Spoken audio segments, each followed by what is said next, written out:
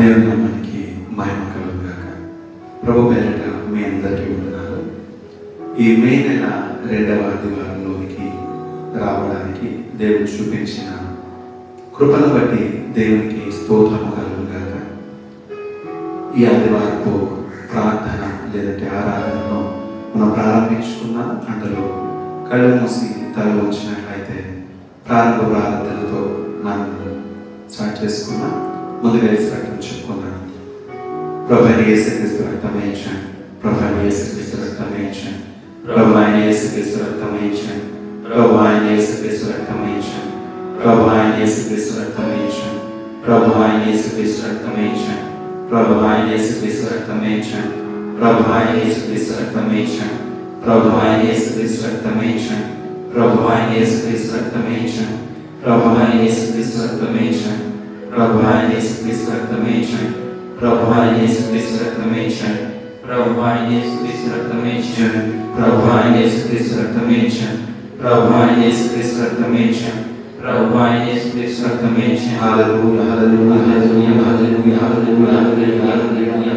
నమ్మదైన వారికి స్తోత్రం స్తోత్రం స్తోత్రం స్తోత్రం. ఆశ్చర్యకరుడా పరిశుద్ధుడానికి స్తోత్రం స్తోత్రం స్తోత్రం. హల్లెలూయా హల్లెలూయా హల్లెలూయా హల్లెలూయా హల్లెలూయా హల్లెలూయా. కృపా సత్య సంపూర్ణానికి స్తోత్రం స్తోత్రం స్తోత్రం. అద్వితీయుడానికి వందనాలు. స్తుతులకు పాత్రుడానికి స్తోత్రం. మా స్తుతులు అంగీకరించువాడానికి స్తోత్రం. హల్లెలూయా హల్లెలూయా హల్లెలూయా హల్లెలూయా హల్లెలూయా హల్లెలూయా హల్లెలూయా హల్లెలూయా. జీవానికి స్తోత్రం స్తోత్రం స్తోత్రం స్తోత్రం. ప్రార్థన చేస్తున్నాం. మహోన్నత మహాపరిశుద్ధమైన తండ్రి, అయ్యా ఈ ఆదివారపు దినాన్ని ఈ విధంగా మేము కూడుకోవడానికి మీకు ఇచ్చిన గొప్ప భాగ్యం బట్టి వందనాలు స్వామి. అయ్యా నీవే ప్రార్థన క్రమంగా మర్యాదగా ప్రభా ప్రాముఖ్యంగా నీవే మధ్యన యజమానుడిగా కాపరిగా యాజకునిగా ఉండి నడిపించండి. నీ వాక్కు ద్వారా మాతో మాట్లాడండి. మా స్తుతులు అంగీకరించండి ప్రభా. మీ పాటలు పాడుతుండగా నేను స్తుతిస్తుండగా ప్రభా నీవే మా మధ్య నుండి ఘనత ప్రభావం పొందుకోమని ప్రతి మాలకుంటూ ఆఖరి ఆశీర్వాదం వరకు మా మధ్య నడిపించమని వేడుకుంటూ యేసు అతి పరిశుద్ధమైన నామములో మీకే నీతో బ్రతుకులాడి వేడుకొచ్చున్నాం పరమ తండ్రి. ఆమేన్.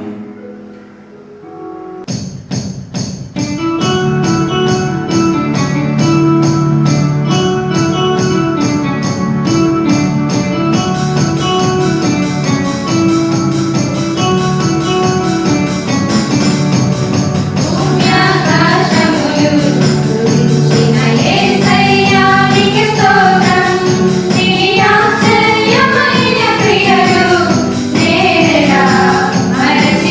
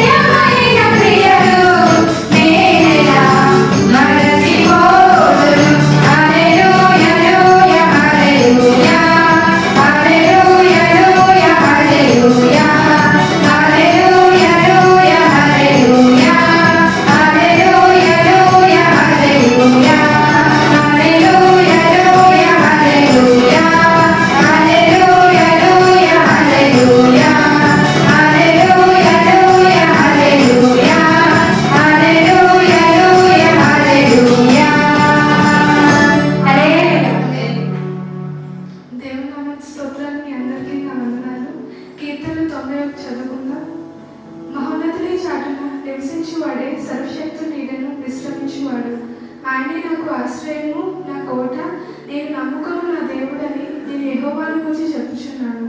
వెటికాని ఊరిలో నుండి ఆయన నన్ను విడిపించును. నాశనకరమైన తెగులు రాకుండా ఆయన నన్ను రక్షించును. ఆయన తన రెక్కలతో నన్ను కప్పును. ఆయన రెక్కల క్రింద నాకు ఆశ్రయం కలుగును. ఆయన సత్యము కేడము దారుణై ఉన్నది. రాత్రి వేళ కలుగు భయమునకైనను, పగటి వేళ ఎగురు బాణమునకైనను, చీకటిలో సంచరించే తెగులకైనను, మధ్యాహ్నమందు పాడు చేయ రోగమునకైనను నీవు భయపడకుందువు. నీ పక్కన 1000 మంది పడినను, నీ కుడి పక్కన 10,000 మంది కూలినను అపాయం నీ వద్దకు రాదు. నీవు కనులారా చూచుండగా భక్తిహీనులకు ప్రతిఫలం కలుగును. యెహోవా నీవే నా ఆశ్రయమని నీవు మహోన్నతుడైన దేవుని నీకు నివాస స్థలముగా చేసుకుని ఉన్నావు. నీకు అపాయం ఏమీ రాదు, ఏ తెగులును నీ గుడారమును సమీపించదు. నీ మార్గములన్నిటిలో నిన్ను కాపాడుటకు ఆయన నిన్ను గూర్చి తన దూతలకు ఆజ్ఞాపించును. నీ పాదముల వారు నీవు సింహములను నాగపాములను త్రొక్కెదవు, కొదమ సింహములను భుజంగములను అనగదొక్కెదవు. అతడు నన్ను ప్రేమించుచున్నాడు కనుక నేను అతన్ని తప్పించదను. అతడు నా నామమును ఎరిగిన వాడు కనుక నేను అతన్ని గణపరచదను. అతడు నాకు మొరపెట్టగా నేను అతనికి ఉత్తరం ఇచ్చదను. శ్రమలో నేను అతనికి తోడై ఉందును. అతన్ని విడిపించి అతన్ని గొప్ప చేసేదను. దీర్ఘాయువు చేత అతన్ని తృప్తిపరచెదను. నా రక్షణ అతనికి చూపించదను. ఆమేన్. దేవుడి వాక్యాన్ని దీవించును గాక. ఆమేన్. దేవునికి మహిమ కలుగును గాక. హల్లెలూయా. దేవుని ప్రియ సంగమా, ప్రభు పేట మీకందరికీ శుభములు. ఈ దినమున ఆదివారపు దినము, మరి పునరుద్ధాన దినము కనుక ఈ దినమున మనం ప్రభు సన్నిధిలో మరి ఆయా స్థలంలో ఉంటూనే కూడుకున్నాము. మరి ఆ ప్రకారముగా మనము మరి దేవుని యొక్క మాటలను ఆయన మనకు ఉపదేశించగా మనతో మాట్లాడగా మనం విందాము, మన బ్రతుకులను ఆ ప్రకారముగా మార్చుకుందాము. దేవునికి మహిమ కలుగును గాక. హల్లెలూయా. కొరింథీయులకు రాసిన మొదటి పత్రిక 6వ అధ్యాయము 20వ వచనము చదువుతూ ఉన్నాను. దయతో వినండి. విలువ పెట్టి కొనబడిన వారు కనుక మీరు దేహంతో దేవుని మహిమపరచుడి. ప్రార్థన చేసుకుందాము. ప్రేమ గల పరలోకపు తండ్రి, స్తుతులు స్తోత్రాలు చెల్లించుకుంటున్నాము రాజా. మా ప్రభువా, మా పరలోకపు తండ్రి, స్తోత్రాలు స్వామి. ఇదేనన్నా ప్రభువా, మీ సన్నిధిలో దేవా మేము ఉన్నాము స్వామి. అయా మమ్మలను ప్రభువా మీరే అయా ఆయుష్నిచ్చి ఆరోగ్యమునిచ్చి ఈ సన్నిధిలో ఉండటకు మాపై మీ కృప, మీ ప్రేమ విస్తరింపజేసినందుకు స్తోత్రాలు. దైవమా, ఇదిగో ప్రభువా ఇదేనన్నా ప్రభు ఆయన మీ యొక్క ఉపదేశమును మాకు వినిపించి మా యొక్క బ్రతుకులను ప్రభువా మీకు ఇష్టకరముగా మలచమని వేడుచు మా ప్రియ ప్రభువు రక్షకుడైన యేసు పరిశుద్ధ నామమున అడిగి వేడుచున్నాను పరమ తండ్రి. ఆమేన్. హల్లెలూయా. విలువ పెట్టి కొనబడిన వారు కనుక మీ దేహంతో దేవుని మహిమపరచుడి అనే వాక్యమును మనము చూసాము. మరి మనము ఈ దేహము విలువ పెట్టి కొనబడింది. ఒక వారము ఈ దేహము దేవుడు ఏ విధముగా నిర్మించి తరువాత యేసునాథుని రక్తము ద్వారా ఈ దేహము విడిపించబడినదో అదే మాట ఇక్కడ వ్రాయబడింది. విలువ పెట్టి కొనబడిన వారు. విలువ పెట్టి కొనబడినటువంటి ఈ దేహము ఈ దేహము ప్రభు కొరకే. ప్రభు ఈ దేహము కొరకే. ఆ విధంగా విలువ పెట్టి కొనబడినటువంటి దేహము ప్రభు కొరకే కనుక ఈ దేహము మనము ప్రభు కొరకే మరి వాడబడేటట్లుగా మరి మనము మరి ప్రభు మనకు ఆజ్ఞాపించిన దాని ప్రకారముగా, దేవుడు మనకు ఆజ్ఞాపించిన దాని ప్రకారముగా మనము ఆయన ఎదుట ఉండాలని, ప్రవర్తించాలని దేవుని యొక్క వాక్యము మనకు మరి ఉపదేశిస్తూ ఉంది. ఆ విషయాన్ని మనము చూద్దాము. రోమా పత్రిక 6వ అధ్యాయం దగ్గర మనం ఈ మాటలను చదువుకుందాం. 6వ అధ్యాయం 12వ వచనం. కాబట్టి శరీర దురాశలకు లోబడినట్లుగా చావునకు లోనైన మీ శరీరమందు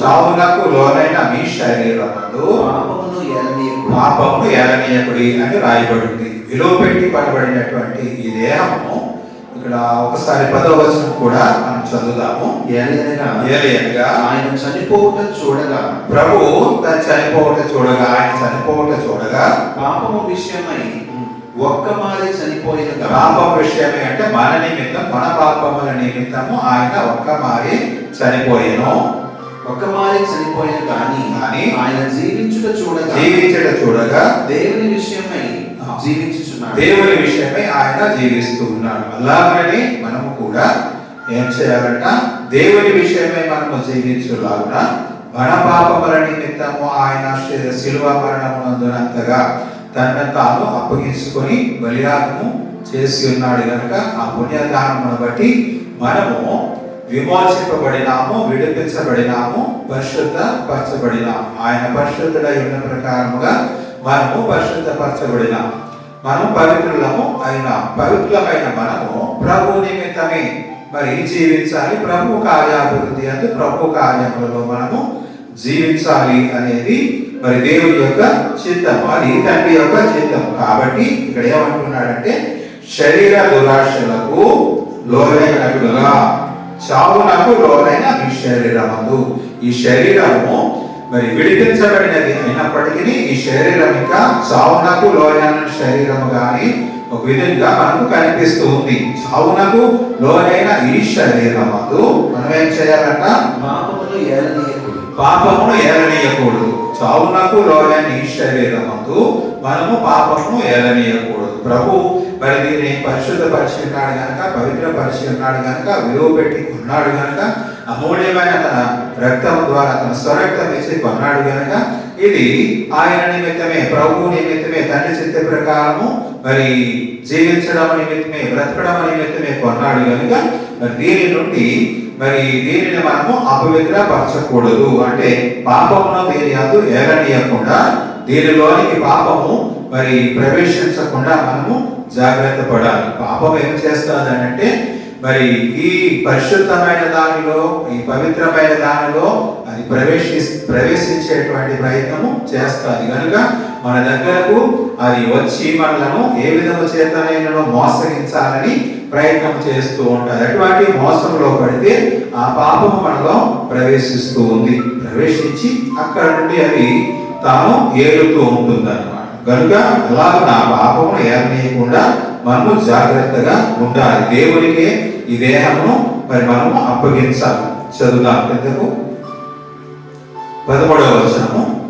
అటువలే మీరును పాపము విషయమై మృతులుగాను, దేవుని విషయమై క్రీస్తు యేసునందు సజీవులుగాను మిమ్మల్ని 13వ వచనం. మరియు మీ అవయవములను దుర్నీతి సాధనములుగా పాపమునకు అప్పగింపకుడి. మనము ఈ మన అవయవములను దుర్నీతి సాధనములుగా పాపమునకు అప్పగించకుండా అయితే మృతులలో నుండి సజీవులమనుకొని మిమ్మల్ని మీరే దేవునికి అప్పగించుకోనండి. మనము మనలను మనమే దేవునికి అప్పగించుకోవాలి. మనము మృతులలో నుండి సజీవులము అనుకొని అని అంటే సజీవులు అనుకోవడం కాదు, సజీవులమే అని విశ్వసించి ఆయన యందు విశ్వాసం ఉంచి, అటువంటి విశ్వాసం ఉండేటప్పుడు ప్రభు వచ్చేటప్పుడు ఆయన మరి మనలను తనతో తీసుకొని వెళతాడు. కనుక ఆ నిరీక్షణ కలిగి ఉన్నాం కనుక మరి మనము మరి సజీవులం అనుకొని మరి ప్రభువుని బట్టి, ప్రభువునందే దేవుని కొరకే, దేవునికి మన దేహములను మన శరీరములను అప్పగించుకోవాలి. అలాగున మనం అప్పగించుకునేటప్పుడు ఏమవుతుంది? అయితే మృతులలో నుండి సజీవులం అనుకొని మిమ్మల్ని మీరే దేవునికి అప్పగించుకోనండి. మీ అవయవములను నీతి సాధనలుగా దేవునికి అప్పగించుడి. ఈ అవయవములను నీతి సాధనములుగా, ఈ దేహం అంతటిలోనూ ఉన్న ప్రతి అవయవము, కంటిని గాని మరి చెవిని గాని మరి ఎలాగని కాళ్ళు చేతులు ప్రతి అవయవమును కూడా మనము సంపూర్ణముగా మరి దేవునికి అంటే నీతికి సాధనములుగా, నీతి ద్వారా కృప ఏలబడేటట్లుగా మరి మనము నీతిగా మరి తీర్చబడినాము కనుక మరి ఆ నీతికి సాధనములుగా మరి దీనిని దేవునికి అప్పగించుకోవాలి. అలాగ అప్పగించుకునేటప్పుడు కృపకే గాని ధర్మశాస్త్రమునకు లోనైన వారు మన కృపకే గాని ధర్మశాస్త్రమునకు లోనైన వారుగా ఉండాలి. హల్లెలూయా. అలాగున ఉండినటువంటి మరి అంటే ఈ దేహము ప్రభు నిమిత్తమే కనుక ప్రభు నిమిత్తమైనటువంటి ఈ దేహము ఎందుకు ప్రభు నిమిత్తమైంది అని అంటే మీ దేహములు దేవునికి ఆలయమై ఉన్నవి, మీ దేహములు దేవునికి ఆలయమై ఉన్నవి అని లేఖనం ఉంది. అయితే మన దేహము దేవునికి ఆలయముగా ఉంది. ఈ దేవునికి ఆలయముగా ఉన్నటువంటి ఈ దేహమందు దేవుడు ఆత్మ అయి ఉన్న దేవుడు నివసిస్తాడు. హల్లెలూయా, హల్లెలూయా, దేవునికి మహిమ కలుగును గాక. హల్లెలూయా. మరి ఆత్మ అయి ఉన్న దేవుడు ఈ దేహమునందు నివసిస్తాడు. ఆయన ఈ దేహమునందు నివసించడం నిమిత్తమై ఈ దేహమును మరి నిర్మించుకున్నాడు, తన పోలిక తన స్వరూపం ఇచ్చి. అంతేకాకుండా దీనిని మరి ఆయన విమోచించాడు. విమోచించినటువంటి ఆత్మీయుల దేవుడు దీనిలో నివసిస్తాడు.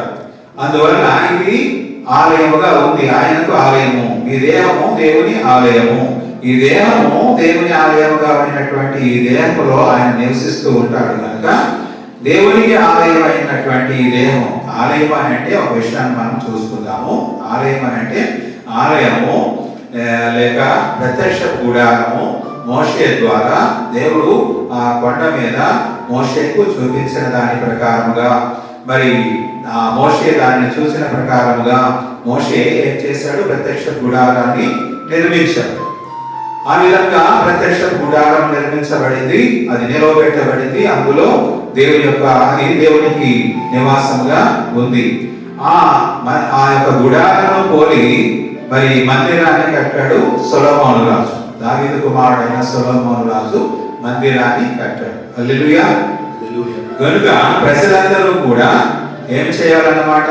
ఆ మందిరము దగ్గరికి, దేవుని నివాసమైనటువంటి ఆ మందిరము దగ్గరికి, పరిశుద్ధమైన స్థలము దగ్గరకు వెళ్ళవలసి ఉంది. ప్రజలు అక్కడికి వెళ్ళేటప్పుడు బలులను అర్పణలను తీసుకొని వెళ్ళాలి.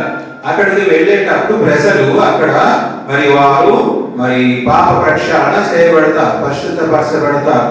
వారి యొక్క పాప ప్రక్షాళన చేయబడడానికి వారు మరి శుద్ధి అవ్వడానికి అక్కడికి వెళుతూ ఉంటారు. హల్లెలూయా.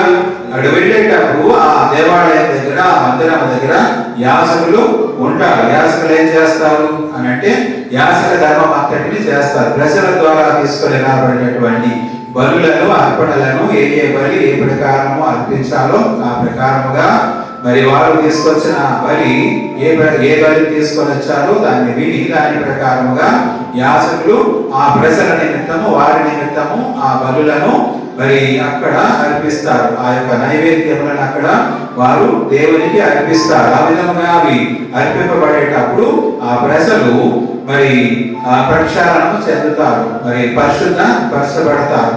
మరి వారికి ఉన్న దోషమంతయు దోష నివృత్తి జరుగుతూ ఉంటుంది. హల్లెలూయా. అది దేవుని యొక్క మందిరం దగ్గర జరిగేటువంటి కార్యం కదా. దేవుని మందిరం దగ్గర జరిగేటువంటి కార్యం నిమిత్తం ప్రజలందరూ అక్కడకు వెళ్ళాలి. ఇప్పుడు ఏమంటున్నాడు ఇక్కడ లేఖనములో? మీరు దేవుని ఆలయమై ఉన్నారు అని అంటున్నాడు.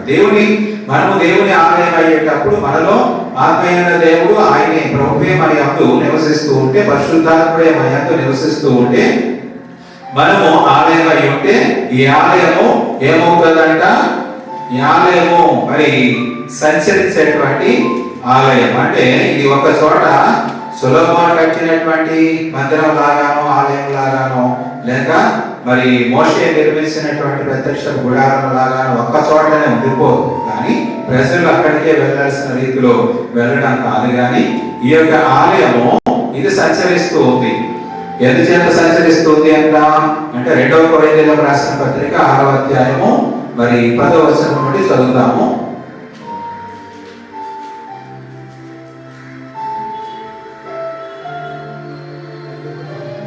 2వ కొరింథీయులకు రాసిన పత్రిక 6వ అధ్యాయము 16వ వచనం. దేవుని ఆలయము మనకు, దేవుని ఆలయమునకు విగ్రహములతో ఏమి పొందిగా మనము జీవము గల దేవుని ఆలయమై ఉన్నాము. మనం ఏమై ఉన్నాము? జీవము కలిగిన దేవుని ఆలయము అయి ఉన్నాము. అందుకు దేవుడు ఇలాగ సెలవిస్తున్నాడు. దేవుడు ఈ విధంగా సెలవిస్తున్నాడు. ఏంటంట?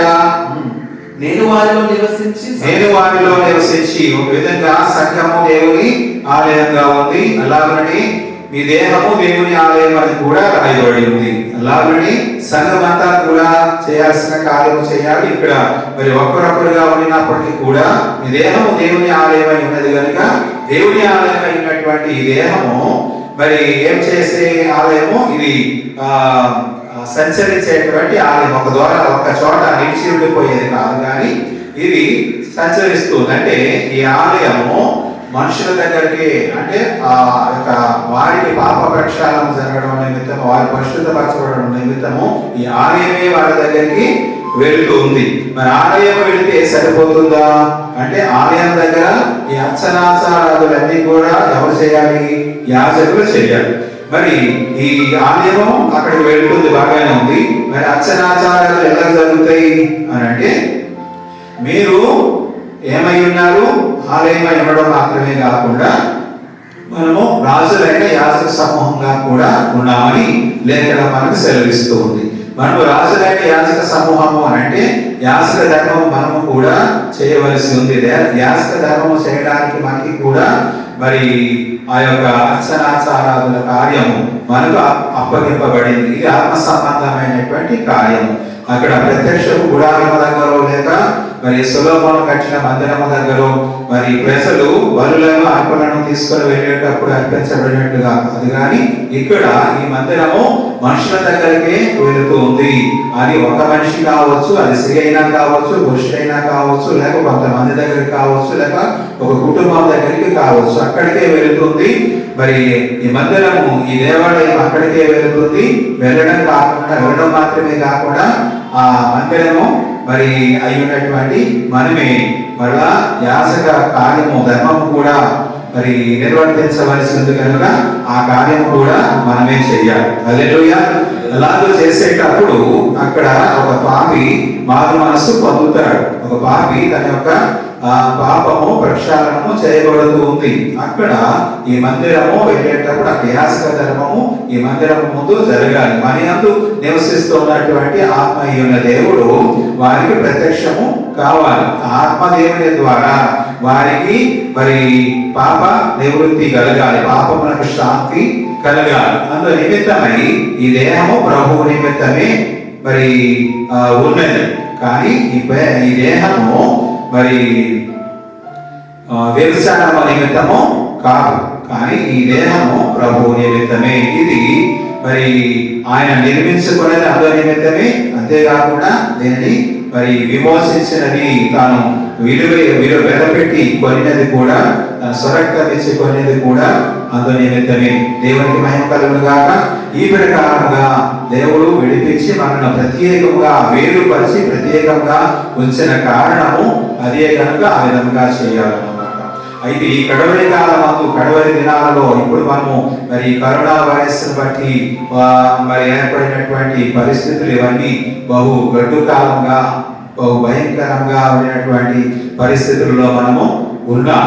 ఇటువంటి పరిస్థితుల్లో మరి ఈ మందిరము అక్కడకు వెళ్ళలేదు, వారు ఇక్కడికి రాలేదు. ఇటువంటి పరిస్థితి ఏర్పడి ఉంది. అయినప్పటికీ దేవుని యొక్క మహాకృపను బట్టి మరి ఇటువంటి ఛానల్స్ ద్వారాను మరి వాటి ద్వారా మాట్లాడడానికి దేవుడు ఈ కృపను మనకు కలిగించాడు. కాబట్టి ఈ యొక్క దీవెన, ఈ యొక్క ఆశీర్వాదం కూడా మనకి ఉన్నది కనుక దీనిని బట్టి దేవుని మహిమపరుద్దాం. హల్లెలూయా.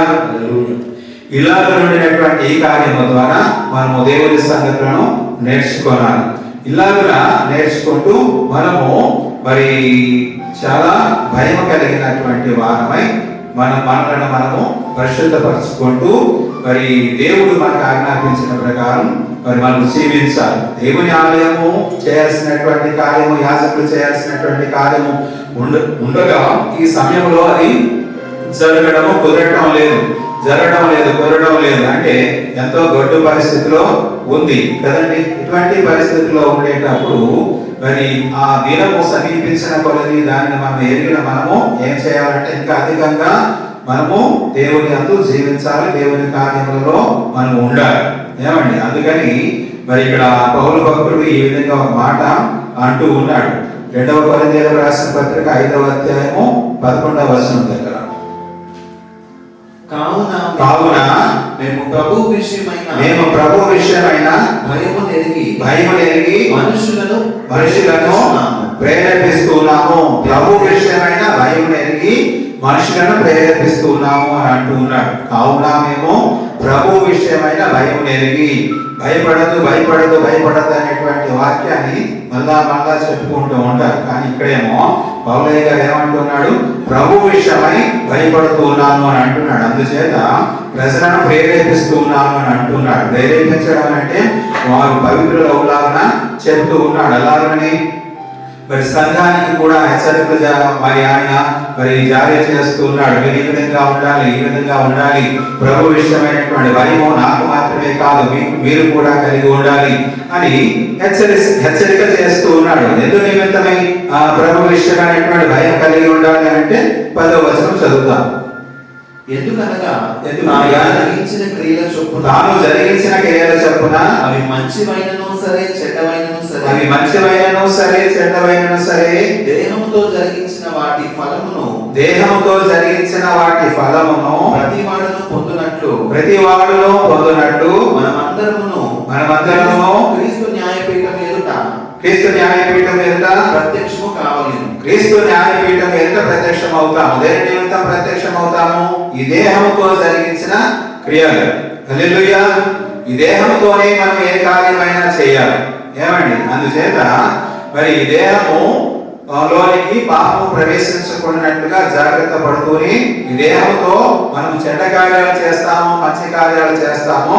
దాని యొక్క ఫలితము, దాని యొక్క రిజల్ట్, దాన్ని కూర్చున్నటువంటి శిక్ష అయినను లేక దేవుని అయినను ఆశీర్వాదమైనను మెప్పైనను ప్రభు తీర్పు దినాన ప్రభువే మరి ఆ సింహాసనంపై ఆసీనుడై ఉంటాడు గనక ఆయన ఎదుట మరి ఆ న్యాయపీఠం ఎదుట నిలుస్తాము గనక అప్పుడు పరిస్థితి ఎలా ఉంటుందో మరి నాకు తెలియకుండా నేనేం చేస్తున్నానో అనేటువంటి భయం కలిగిన వాడై ఆయన భయపడుతూనే తను ఏం చేస్తున్నాడు? ప్రజలను ప్రేరేపిస్తూ ఉన్నాడు, రేపుతూ ఉన్నాడు.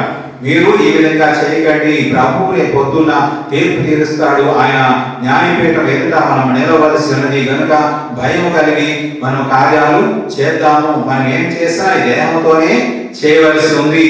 ఈ దేహము విడిచిన తర్వాత ఏమీ చేయలేము, ఈ దేహంతోనే చేయవలసి ఉన్నది కనుక మరి దేహంతో చేసినటువంటి ప్రతి కార్యం యొక్క మరి ఫలితము ఆ దినాన మనకు వస్తుంది. కాబట్టి ముందుగానే భయపడి మనం జాగ్రత్తగా ఉందాము. మన దేహములను మరి ప్రభువే పరిశుద్ధపరచగా, పవిత్రపరచగా, ఆ పరిశుద్ధతలోని ఆ పవిత్రతలోని ఉండి మనలను మనము ఆ ప్రకారము దేవునికి ఇష్టకరముగా ఉండి మరి మనము జీవించుదాము అని ఆయన హెచ్చరిక చేసి ఉన్నాడు. దేవునికి మహిమ కలుగును గాక. హల్లెలూయా. గనుక ఈ విధముగా దేవుడు మనకి దేహమును మరి ఆయన మనల్ని ప్రేమించిన వాడే మనకు ఇచ్చాడు. ఏమండి? ఒక వారం అలా చెప్పుకున్నాం. ఈ వారము ఈ దేహాన్ని గురించినటువంటి విషయాల్లో మరి ఈ విషయాలను చూచాము. ఇంకా ఈ దేహమును గురించి మనం మాట్లాడేటప్పుడు ఇంకా అనేక విషయాలు ఉన్నాయి. మరి ప్రతిసారి కొద్దిగా ఈ విషయాలను మనము మాట్లాడుకుంటూ దాని గురించి నేర్చుకుంటూ ఈ యొక్క భయంకరమైన పరిస్థితిలో ఉండినటువంటి ఈ స్థితిలో కూడా, ఈ పరిస్థితిలో కూడా మనము దేవునికి ఇష్టంగాను, దేవునికి దగ్గరగాను ఉండేటట్టుగా మనల్ని మనము జాగ్రత్త తీసుకొని మరి ఉందామని ఆశిద్దాము. అలాగనే ఉండడానికి ఇష్టపడదాము. దేవుడు మనకు పరిశుద్ధ దేవుడు మనల్ని మరి ఈ దేహమును ఏర్పాటు చేసినటువంటి దేవుడు, తన ప్రేమ చేత సమస్తాన్ని కలిగించిన దేవుడు మరి మనలను సంపూర్ణంగా చేయడానికి కూడా మనం ఎక్కడ మరి పాపమునకు చోటు ఇవ్వకుండా మన చుట్టూ మరి తానే మరి కావలి అయ్యుండి మరి మన లోపల ఉన్నటువంటి దేవుడే మనలను మరి ఆ పరిశుద్ధతతోని మరి ముందుకు సాగులాగున అంతకంతకు మరి బలపరుస్తూ మరి అంతకంతకు మరి తానే మనకు బలమై ఉంటూ నడిపించును గాక. దేవునికి మహిమ కలుగును గాక. అట్టి గొప్ప దేవుని మనము కలిగి ఉన్నాం కనుక ఆ దేవుని యందు మరి మనము దేవునికి ఎంతైనాను మరి రుణస్థులమై ఉన్నాం కాబట్టి ఆ దేవునికి కృతజ్ఞతాస్తుతులు చెల్లించుకుంటూ మరి మనము ఈ దినపు ఈ వర్తమానమును ముగించుకుందాము. దేవునికి మహిమ కలుగును గాక. దేవుని యొక్క దివ్యమైన హస్తము, ఆయన కృపా కనికరము మీ అందరికీ తోడై ఉండి మరి ఆయన రాకడ పర్యంతము మీకు సహాయమై ఉండి నడిపించును గాక.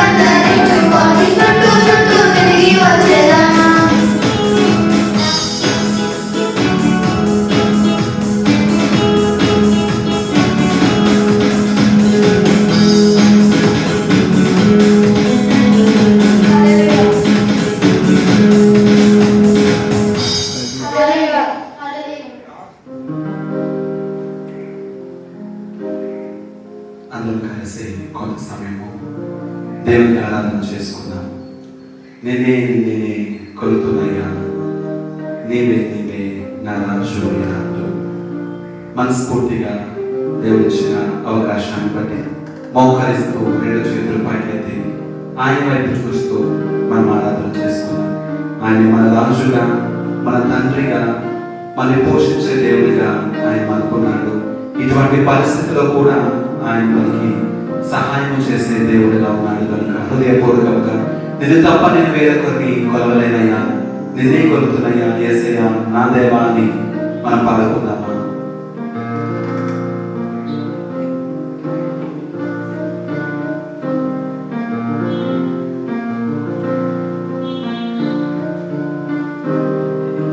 నిన్నే కొలుతున్నయ్యా, నీవే నా రాజువయ్యా. నిన్నే కొలుతున్నయ్యా, నీవే నా రాజువయ్యా. యేసయ్యా యేసయ్యా యేసయ్యా యేసయ్యా యేసయ్యా యేసయ్యా యేసయ్యా యేసయ్యా యేసయ్యా యేసయ్యా యేసయ్యా యేసయ్యా. కొండలలో లోయలలో అడవులలో ఎడారులలో, కొండలలో లోయలలో అడవులలో ఎడారులలో నన్ను రమణించినావా, నన్ను నడిపించినావా, నన్ను రమణించినావా, నన్ను నడిపించినావా. యేసయ్యా యేసయ్యా యేసయ్యా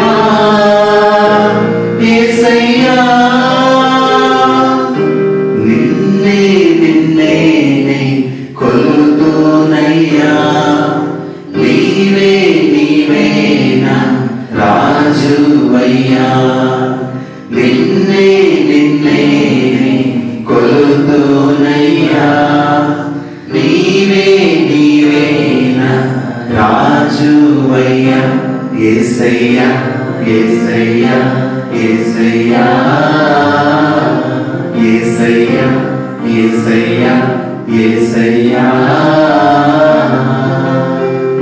ఆత్మీయులే నన్ను అవమానించగా, అన్యులే నన్ను అపహాసించగా, ఆత్మీయులే నన్ను అవమానించగా, అన్యులే నన్ను అపహాసించగా, అంగ నీవైతివయ్యా,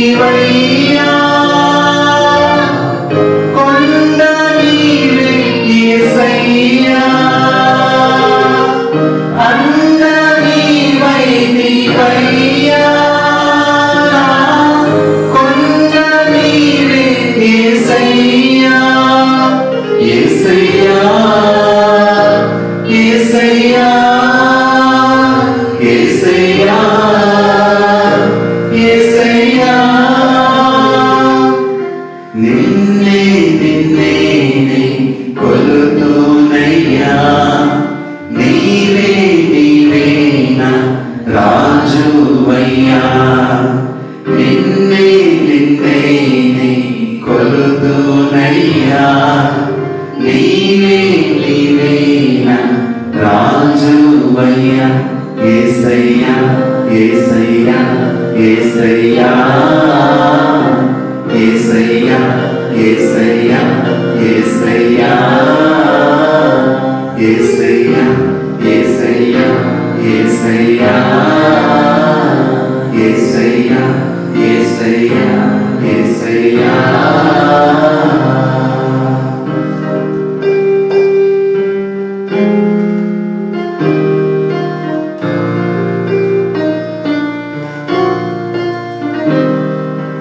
ఏమని వివరింతు నీ ప్రేమ ఏమని వర్ణింతు నీ మహిమ ఏమని వివరింతు నీ ప్రేమ ఏమని వర్ణింతు నీ మహిమ హల్లెలూయా ఆమేన్ హల్లెలూయా హల్లెలూయా ఆమేన్ హల్లెలూయా హల్లెలూయా ఆమేన్ హల్లెలూయా హల్లెలూయా ఆమేన్ హల్లెలూయా యేసు జననమే వసంతము యేసులో వేదాంతము యేసు జననమే వసంతము యేసులో వేదాంతము వేదాంతము వసంతము వేదాంతము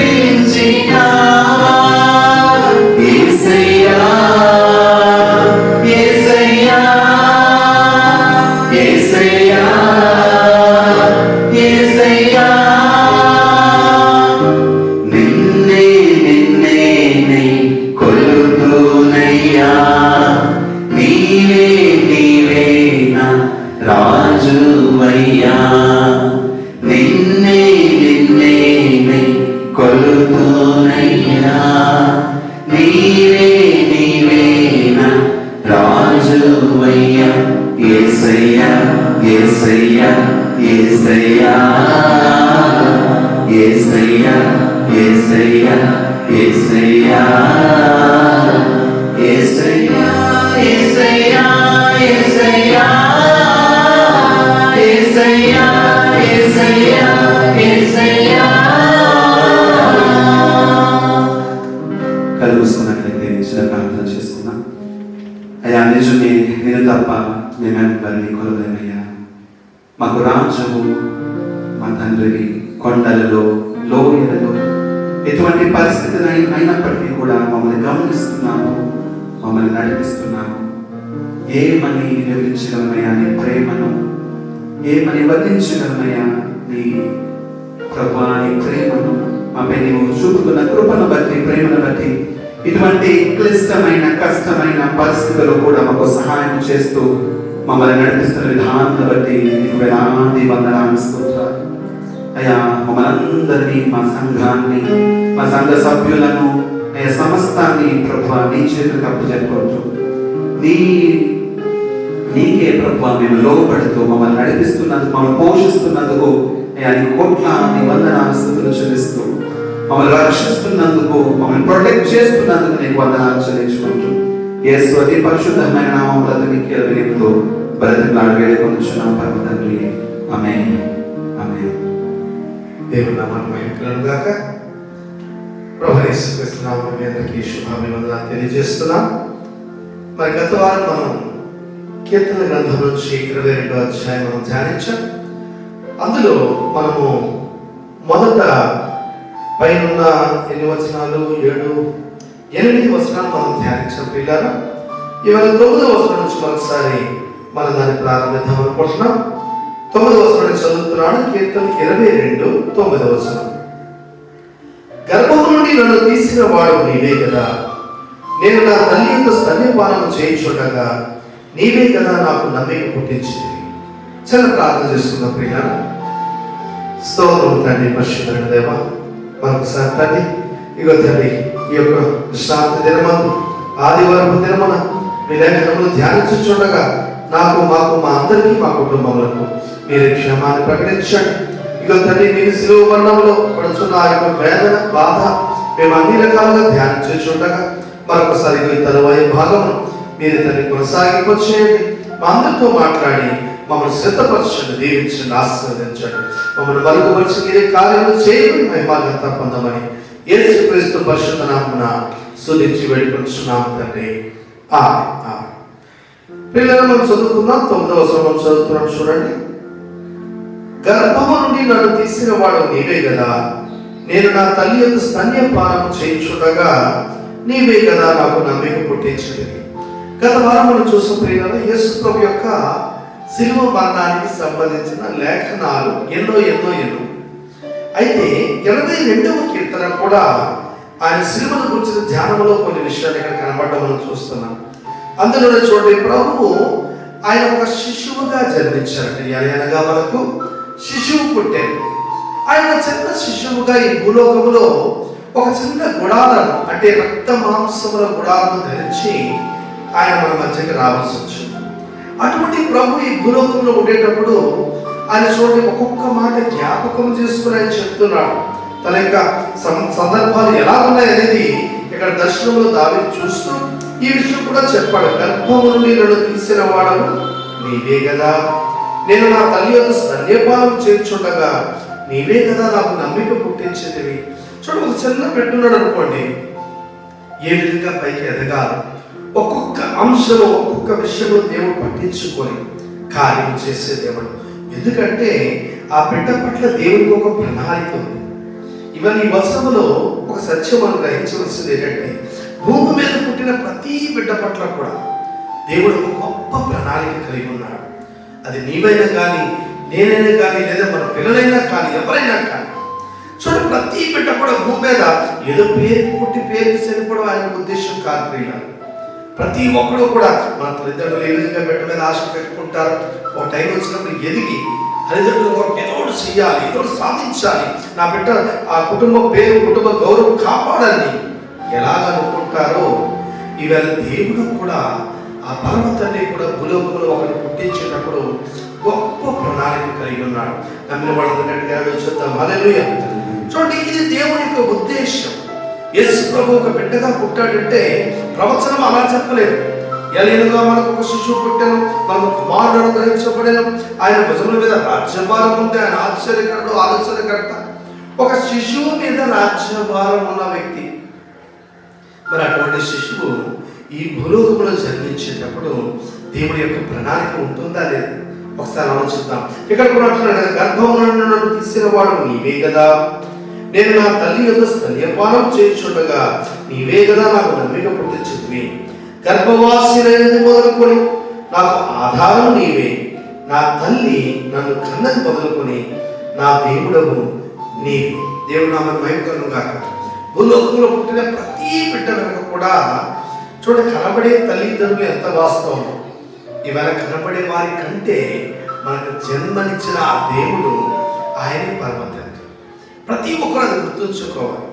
ఒక ఆయన అన్నాడండి, ఏమని, దేవుడు నాకు గ్యారంటీ నాకు నిరూపించు అని ఒక ఆయన అన్నాడు. సరే, నేను దాని సంగతి నీకు తప్ప చెప్తాను, కానీ ముందు నిన్న ఒక ప్రశ్న అడుగుతాను. మీ తాతయ్య గారి పేరేంటి అని అన్నాడు. తాతయ్య గారి పేరు పలానా పేరు చెప్పి ఆయన చెప్పాడు. అసలు మీ తాతయ్య గారు ఉన్నారని గ్యారంటీ ఏంటి, నువ్వు చూసావా అన్నాడు. ఎందుకు చూడలేదు, చిన్నప్పుడు చూసుకుంటాను నేను, సరే జ్ఞాపకం లేదు కానీ. సరే, ఆ తాతగారికి నాన్నగారు ఉన్నారా అని అడిగాడు. నాన్నగారు లేకుండా తాతయ్య ఎలా పుడతాడు అన్నాడు. చూడండి, నాన్నగారు లేకుండా తాతయ్య ఎలా పుట్టాడో అలాగా సృష్టించిన వాడు లేకుండా ఏది పుట్టడు. ఇది మనం గమనించాలి. చాలా మంది ఏమనుకుంటారంటే ఏదో అన్ని తన జరిగిపోతాయి, మనం చెప్పక్కర్లేదు, ఏది పడితే అది వెళ్ళిపోతుంది ముందుకి అని అనుకున్న చాలా గొప్ప గొప్ప సైంటిస్టులు కూడా ఉన్నారండి. చూడండి, దేవుడికి ఒక ప్రణాళిక కలిగి ఒక వ్యక్తిని భూలోకంలో పుట్టించి ఆ వ్యక్తి ద్వారా సర్వమానవాడి కొరకు, సర్వలోకం కొరకు గొప్ప విడుదల కలిగించాలనేది ఇది దేవుని యొక్క ప్రణాళిక. దేవుని నామమున మహిమ గాక. ఏది అయోమయంగా తనంతట తాను ఏది జరిగిపోదు. భూలోకంలో ప్రతి దాని వెనకాల ఒక గొప్ప ఒక వ్యక్తి ఉంటాడు, ఒక శక్తి ఉంటుంది. ఇది మనం గ్రహించాలి. వాస్తవానికి ఒక సైంటిస్టులు కూడా ఇలాంటి మాట్లాడారు. ఒక సైంటిస్టు చూడండి, ఒక ఆవిడంటే మంచి ఖగోళ శాస్త్రం గురించి, సైన్స్ గురించి చక్కని లెక్చర్ ఇచ్చేదంట ఆవిడ. ఆ టీచర్ గారు స్కూల్లో పిల్లలందరూ ముందు పెట్టుకొని చక్కగా చెప్తున్నారంట. ఆటోమేటిక్గా ఇది మన అంతరిక్షంలో ఉన్న ప్రతి ఒక్క గ్రహం ఎలా పుట్టిందంటే అది తనంతట తాను పుట్టింది. భూమి ఎలా పుట్టిందంటే తనంతట తాను ఏదో వచ్చి ఢీ కొట్టింది, అది పుట్టింది. అవన్నీ ఎలా జరిగాయంటే ఆటోమేటిక్గా అవన్నీ జరిగాయి. వాటి వెనకాల మరి ఎవరు లేరంటే ఎవ్వరు లేరు, అది అంతే, అది అలాగే జరుగుతుంది అని చక్కగా లెక్చర్ ఇచ్చి వెళ్ళిపోయింది. వెళ్ళిపోతే పిల్లలందరూ ఓహో, అయితే ఈ భూమి, సర్వలోకము, సూర్యుడు, చంద్రుడు ఇవన్నీ అలాగే ఏది పడితే అప్పటికది ఆటోమేటిక్గా పుట్టింది. ఎవరు దాన్ని పుట్టించడం లేరు, ఏ దేవుడు లేడు, ఆటోమేటిక్గా పుట్టింది అని చెప్తే చక్కగా విని వెళ్ళిపోయారు పిల్లలందరూ. కానీ ఒక అబ్బాయి మాత్రం దాన్ని జాగ్రత్తగా విని, లేదు, ఇది అలా జరగడానికి లేదు, ఆటోమేటిక్గా ఎలా పుడుతుంది, ముందు రేపు టీచర్ గారికి నేను గుర్తు చెప్తానని చెప్పేసి ఆ కుర్రోడు ఏం చేశారంటే టీచర్ గారు ఒక లెసన్ ఇచ్చారు, అందరికీ చెప్పారు. చక్కగా ఒక ప్రపంచ పటం బాగా దాన్ని డ్రాయింగ్ చేసి తీసుకురండి చెప్పి ఇచ్చారన్నమాట. ఇస్తే అన్ని కాగితాలు దాంట్లో ఒక్కొక్కరు డ్రాయింగ్ చేసి తీసుకొచ్చారు. అన్ని వాళ్ళు పేపర్లో పెడతానే ఉన్నారు. అన్ని పెడితే ఈ మధ్యలో ఈ వ్యక్తి ఏం చేశారంటే టీచర్ గారికి బుద్ధి చెప్పాలి ఇద్దరు ఒక స్టూడెంట్ అనుకుని ఏం చేశారంటే కొన్ని పేపర్లు తీసుకొని గీతలు గీసి వదిలేశాడు, వట్టి గీత. తర్వాత ఏం చేశాడు, కొన్ని కలర్ పెన్సిల్ తీసుకొని రకరకాల పిచ్చి గీతలు ఎట్టు వదిలేశాడు. ఈ పేపర్లన్నీ తీసుకెళ్ళి ఆ కింద పెట్టి వదిలేశాడు. వెంటనే టీచర్ గారు వచ్చారు. ఆవిడ ముందే సైన్స్ చెప్పే టీచర్ చాలా స్ట్రిక్ట్ అనమాట. ఆవిడ వెంటనే వచ్చి అంటుంది, ఎవరు పెట్టేది కాగితాలు, ఎవరు పెట్టేది మరి పిచ్చి గీతలు గీసి, అసలు ఏమనుకుంటున్నారు అని అందరూ అంటే క్లాస్ అంతా మొత్తం సైలెన్స్. అక్కడ కూడా కాలేజీలో మాట్లాడి వెంటనే ఆవిడ బాగా మరి ఇంకా బీపీ పెరిగిపోయింది అనమాట. పెరిగిపోయి కాలేజీతుంటే అప్పుడు స్టూడెంట్ మెల్లిగా చేయద్ది, టీచర్ గారు మీరు ఏమనుకోకపోతే ఒక మాట చెప్తాను, ఇంటికి ఏంటి ఏం చెప్పాలనుకుంటున్నాం, లేదండి ఆటోమేటిక్గా ఒక వైట్ కాగితం ఎగిరొచ్చి ఉంటుంది, ఆ వైట్ కాగితంలో ఆటోమేటిక్గా ఒక బ్లాక్ పెన్సిల్ ఎగిరొచ్చి దాన్ని గీతలు పెట్టి ఉంటుంది, దాని తర్వాత మరికొన్ని కలర్ పెన్సిల్ రకరకాల పెన్సిల్ ఎగిరొచ్చి గీతలు పెట్టి ఉంటాయి అన్నాడు. ఎలా కాలం వాడుతున్నావా, అది మట్టిగా ఎగిరి వస్తుంది, అలా జరగదు కదా, ఎవడో ఒకడు గీసుకోడు, ఎవడో గీసు కూర్చుంటాడు, ఈ మంత్రుడు ఇక్కడ ఎవడో కూర్చొని ఉంటాడు, ఎవడో గీకున్నాడు జరగదు అని బొమ్మాటికి సవాల్ చేసి ఆవిడ చెప్పింది. అప్పుడు ఆ స్టూడెంట్ ఆ టీచర్ గారు చూసి అడిగాడట, టీచర్ గారు మీరు చెప్పారండి బాగా ఉన్నాయి, నిన్న మొన్నంతా మంచి పాఠం తీసుకున్నారు, ఆకాశం తనంతట తాను వచ్చేసింది, అక్కడ కనబడుతున్న ప్రతి గోడాలు మొత్తం ఎన్ని ఉన్నాయో, సూర్యుడు చంద్రుడు నక్షత్రం అన్నీ దాని ఇమ్మటిగా ఎలా వచ్చేసాయి, దాన్ని ఎవరు సృష్టించలేదు, తనంతట తాను అన్నీ ఏదో పుట్టుకొచ్చేసాయి అని మీకు చెప్పారు కదా. మరి అవన్నీ అలాగా ఇమ్మటిగా వచ్చినప్పుడు ఈ తెల్ల పేపర్ కూడా తనంతట తాను వచ్చి ఉండొచ్చు కదా, అందులో ఒక నల్ల పెన్సిల్ కూడా వచ్చేదో రాసి ఉండొచ్చు కదా, మరి కొన్ని కలర్ పెన్సిల్ కూడా అలా ఇవ్వచ్చు ఒకవేళ చేసి ఉండొచ్చేమో అని అంటే టీచర్ గారు ఆలోచించడం మొదలుపెట్టారు. అవును కదా, నేను నిన్న మనంతా కరెక్ట్గా చెప్పాను, కాకపోతే ఎలా సరిపోతుంది, తనంతట తాను జరుగుతుంది, మరి అది కదా మనం అనుకుంటున్నాం, కానీ వాస్తవాన్ని గమనించండి. అప్పుడు టీచర్ గారు ఆలోచించడం మొదలుపెట్టారు. ఓకే, ఏది తనంతట తాను జరగదు, దాన్ని చేసిన వ్యక్తి ఎవరో వెనకాల ఉండాలి, దాన్ని కదిపిన వ్యక్తి ఎవరో ఉండాలి, దాన్ని అక్కడ సృష్టించిన వ్యక్తి ఎవరో ఉండాలి, లేదా ఏది జరగదు. చూడండి పిల్లలు, అలాగే ఈ భూమి మీద జరుగుతున్నవన్నీ కలిగినదేది ఆయన లేకుండా కలుగలేదు అని యోహాను సువార్తలో 1వ అధ్యాయంలోనే చెప్తాడు. చూడండి, కలిగినది ఏది ఆయన లేకుండా కలగలేదు. ఇవాళ కుమారుడు పుట్టాడు, ఆయన ఊరికను పుట్టలేదు, ఒక శిశువుగా జన్మించాడు, కారణంతోనే జన్మించాడు. ఆయన భూలోకంలో ఉండేటప్పుడు చేసిన ప్రతి ఒక్కటి కూడా లేఖన నెరవేర్పుతో అది ముందుకు వెళ్తుందని మనం గమనించాలి పిల్లలు. ఏదో అలాగా జరిగిపోయిందని మనం అనుకోండి, వాళ్ళకి మనకి తేడా లేదు. అందుకే అక్కడ చూడండి, గర్భవాసులైనది మొదలుకొని నాకు ఆధారం నీవే, నా తల్లి నన్ను కన్నది మొదలుకొని నా దేవుడు నీవే. 11వ వచనం చదువుదాం. శ్రమ వచ్చి ఉన్నది, సహాయం చేయవాడెవడును నాకు లేడు, నాకు దూరముగా ఉండకము. దేవుడు నామమున మహిమ కలుగుగాక. హల్లెలూయా. చూడండి, భూలోకములో శ్రమ వచ్చి ఉన్నది. పోయిన వారం కూడా మనం చెప్పుకున్నాం, శ్రమలు అనేవి దేవుని బిడ్డలకు, శోధనలు అనేవి దేవుని బిడ్డలకు వస్తూనే ఉంటాయి, దాన్ని మనం ఆపలేము ఇప్పుడు కూడా. ఎందుకు అంటే తాను ప్రేమించిన కుమారులందరికీ, ఇష్టమైన వారందరికీ దేవుడు ఒక పద్ధతిలో నడిపిస్తాడు ప్రియులారా. అలా శోధింపబడాలి అనేది దేవుని యొక్క ఉద్దేశం, మనం దాన్ని కాదని చెప్పడానికి లేదు. అందుకే చెప్తారు కదా, 11వ వచనం చదవండి. శ్రమ వచ్చి ఉన్నది, సహాయం చేయవాడు లేడు, నాకు దూరముగా ఉండకము, వృషభములు అనేకములు నన్ను చుట్టుకొని నాకు దూరముగా ఉండకము. చూడండి, యేసుప్రభు అందుకే ఏలి లామ సబక్తాని అని చెప్పడానికి గల కారణం ఏంటంటే, నా దేవా నన్ను ఎలా చేయి విడనాడెత్తి. ఆ మాటకి అర్థం ఏంటంటే, చుట్టూ శ్రమలు చుట్టుకొని ఉన్నాయి, ఆయన మంచి వేదనలో, శోధనలో ఇంకా ఏ చేయలేని పరిస్థితి అయినా సరే దేవుని ప్రణాళిక, ఆయన ఉద్దేశము ఒకటి ఉందని తెలిసి కుమారునిగా ఆయన తల వంచాడు, పూర్తిగా తనను తాను అప్పగించుకున్నాడు, లోపడ్డాడు.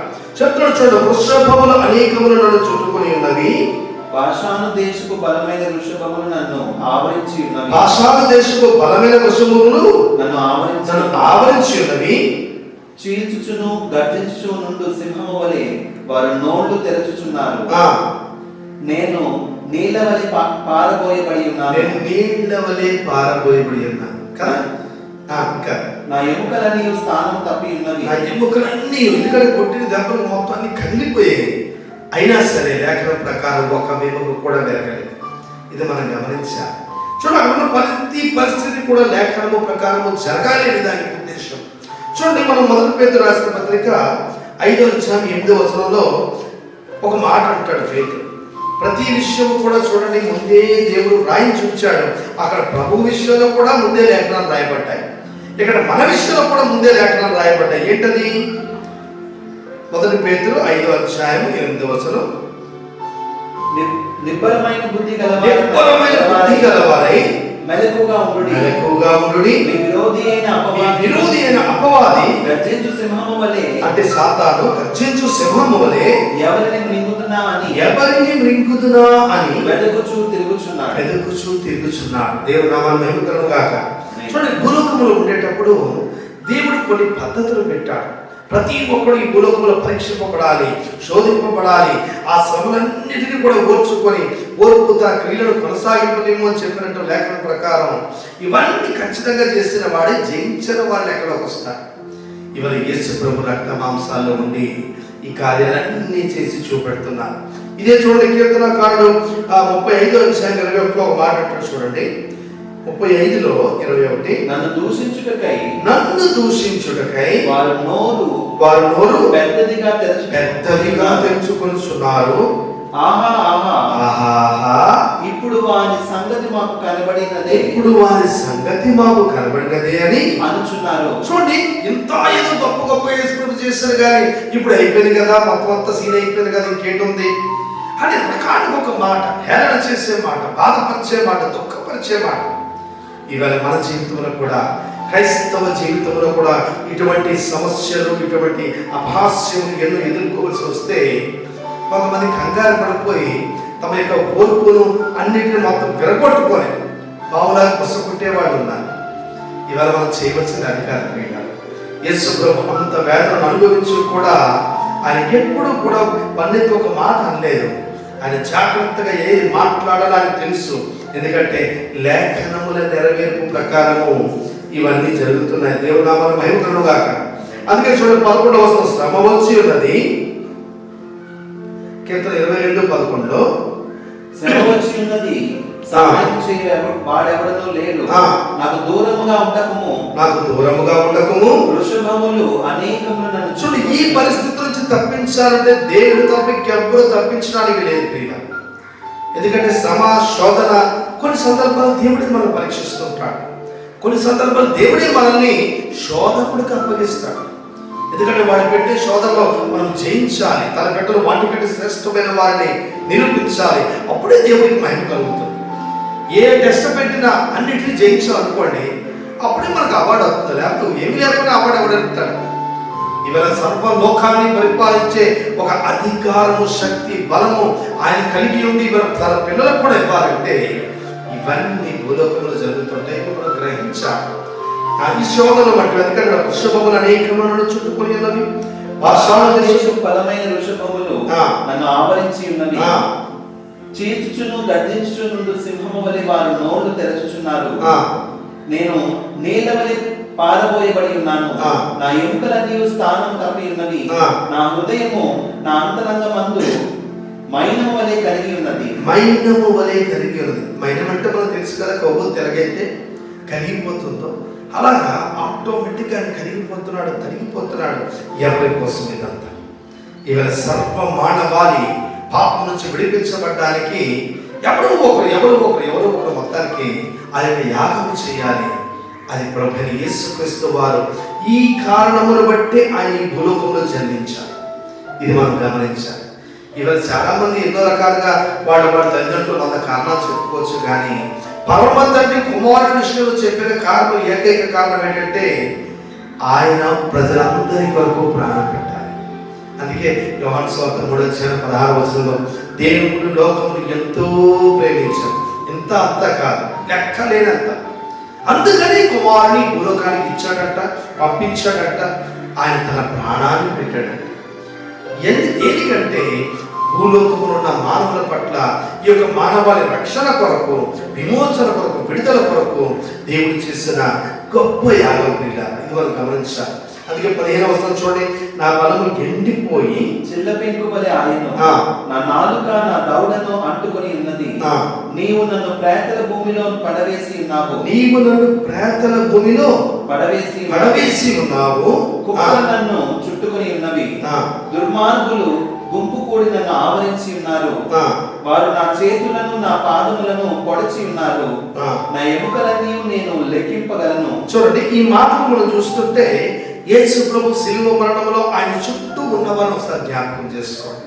అక్కడ రోమా సామ్రాజ్య తాలూకు సైనికులు, మరొక పక్క చూస్తే యూదులకు సంబంధించిన వాళ్ళు, ఆయన ద్వేషించిన వాళ్ళు అందరూ నిలబడి మనుషుల పక్క ఏదో ఒకటి చేస్తూ ఉంటే ఆయన మౌనము వహిస్తూ ఇదంతా లేఖనం ప్రకారం జరగాలి. ఎందుకంటే ముందుగానే కీర్తన గ్రంథం 22లో రాసిన ప్రతి మాట కూడా జరగాలి. కుక్కలు నన్ను చుట్టుకొని ఉన్నవి, దుర్మార్గులు గుంపు కూడి నన్ను, వాడికి మంచి మార్గం తెలియదు. వాళ్ళ మార్గమే తప్పు, రాంగ్ రూట్ లో ఉన్నారు. దుర్మార్గులు నన్ను ఆవరించి ఉన్నారు, గుంపుకూడి వారు నా చేతులను నా పాదములను పొడిచి ఉన్నారు. ఇవాళ మనకు తెలుసు యేసు ప్రభు చేతుల మీద ఆ యొక్క మేకులు పొడవడం కానీ లేకపోతే కాల్లో కానీ ఇవన్నీ మనం చూసేటప్పుడు అచ్చు అలాగే జరగాలి. ఆ సందర్భం కొరకే ఆ రాజ్యం అక్కడ ఒక మాట చెప్పాలంటే రోమా సామ్రాజ్యము అప్పుడు పదవి మీదకి రావడం కూడా యేసు ప్రభు సిలివేయడం కోసమే వచ్చారు. అది వారికి తెలియదు. ఆ తరంలో అలాగే జరగాలి. ఆ తరంలో ఎక్కడెక్కడ ఏదైతే జరగాలి, ఎవరు రెడ్డెడ్ ఉండాలో ముందుగానే లేఖనంలో ప్రకారం నియమించబడింది. ఇప్పుడు చెప్పిన ఈ యొక్క ఎంతో క్రూరమైన ఎంతో వేదనతో కూడిన ఈ మరణం ఎవరైనా ఇవ్వాలంటే ఆ టైంలో ఇంత క్రూరమైన మరణాలు లేవు వాస్తవానికి. కానీ రోమా ప్రభుత్వాన్ని దేవుడు రప్పించి ఆ రోమా ప్రభుత్వం ద్వారా ఇలా సిలివేసే ఒక ప్రక్రియ ఏర్పాటు చేసి ముందుగానే వాళ్ళు కొన్నాళ్ళు ట్రైనింగ్ ఇచ్చి చివరికి యేసు ప్రభు దగ్గరికి వచ్చేటప్పటికి ఎంతో చక్కగా ఆ కార్యాలు చేయడానికి ఏదైతే లేఖనంలో రాయబడి ఉందో ఒక్క తూచ కూడా తప్పకుండా ఖచ్చితంగా చేయడానికి దేవుడు ముందుగానే సిద్ధపరిచారు. ఇది మనం గమనించాలి. అందుకే చెప్తున్నాడు కదా ఆయన, నా ఎముకలన్నీ నేను లెక్కింపగలను, వారు నిదానాన్ని చూచు నన్ను తేరి చూచుచున్నారు. అందరూ చూస్తున్నారు యేసు ప్రభుని. ఇంకా ప్రాణం ఉందా, ఇంకా ప్రాణం ఉందా, ఇంకెంతవరకు ఉంటాడు. ఎందుకంటే రక్తం కారుతుంది రాత్రి మొదలుకొని ఉదయం వరకు వారు కొట్టారు, తిట్టారు, ఉమ్మేశారు, అన్ని అధికార మందిరానికి రాత్రంతా తిప్పారు. నిద్ర లేదు. ఒక మనిషికి నిద్ర లేకపోతే పడిపోతాం. ఇది చాలదన్నట్లు బరువైన సిలువ, ఘోరమైన సిలువ ఆయన మీద పెట్టి ముందుకు నడిపించారు. అయినా ఆయన ఒక్కొక్క మెట్టు నడుస్తూనే ప్రజల యొక్క పాపముల కొరకు, వేదన కొరకు, మనం పొందవలసిన ఈ యొక్క శ్రమలన్నిటినీ తన మీద వేసుకొని ఆయన ముందుకు వెళ్ళడం మనం చక్కగా చూడవచ్చు. ఎందుకంటే లేఖనముల ప్రకారము జరగాలి. తండ్రికి చిత్తమైతే ఈ గిన్నె ఆయనను తొలగించు, ఆయనను నా ఇష్టము కాదు, నీ ఇష్టమే. ఇప్పుడు ఇది ఎవరిష్టము? తండ్రి ఇష్టం. ఆయన ముందే నిర్ణయించాడు. రక్త మాంసంలో వచ్చిన ఆ యొక్క కుమారుడు ఇలాగే నడవాలి, ఈ మార్గంలోనే వెళ్ళాలి. సమస్తము లేఖనం ప్రకారం ముందే పెట్టించాడు. అది ఇంకా చూడండి కదని, నా వస్త్రములు వారు పంచుకొని కొనుచున్నారు, నా అంగీ కొరకు చీట్లు వేయుచున్నారు. నా వస్త్రములు వారు పంచుకొనుచున్నారు, నా అంగీ కొరకు చీట్లు వేయుచున్నారు. అంగీ కొరకు వారు ఏం చేస్తారంట? చీట్లు వేస్తున్నారు. మనకు తెలుసు యేసు ప్రభు మామూలుగా ఎప్పుడు ఆయన వేసుకునే అంగీ ఒకటి ఉండేది. కానీ ఆ రోజు ప్రత్యేకంగా ఆయన ఒక ఎక్స్ట్రా వస్త్రం వేయబడింది. ఏంటి ఆ ఎక్స్ట్రా వస్త్రము? యూదుల రాజు అని పేరు పెట్టారు కదా, బోర్డు, పెద్ద బోర్డు. అక్కడ చూస్తే మనకి వీడైతే యూదుల రాజు కాదు అని అంటారు. కానీ యూదులు ఆయన అంటాడు, నేను ఏది రాయాలో అదే రాశాను అంతే. ఆయనకి ఎందుకు ఆ ప్రేరేపణ వచ్చింది? వాస్తవానికి యేసు ప్రభు యూదుల రాజుగా వారి కోసం వచ్చాడు. వాళ్ళని గ్రహించలేకపోయారు. వాళ్ళని తెలుసుకున్నట్లు దేవుడు ఆ మాట కూడా యూదుల రాజు అని రాయించాడు. ఇది రాయించినప్పుడు అప్పుడైనా వాళ్ళు మన యూదుల రాజు ఈయన అని గుర్తించవచ్చు. కానీ వాళ్ళు గుర్తించలేకపోయారా? అందుకే చూడ ఒక మాట, మత్తయి సువార్త 27:35.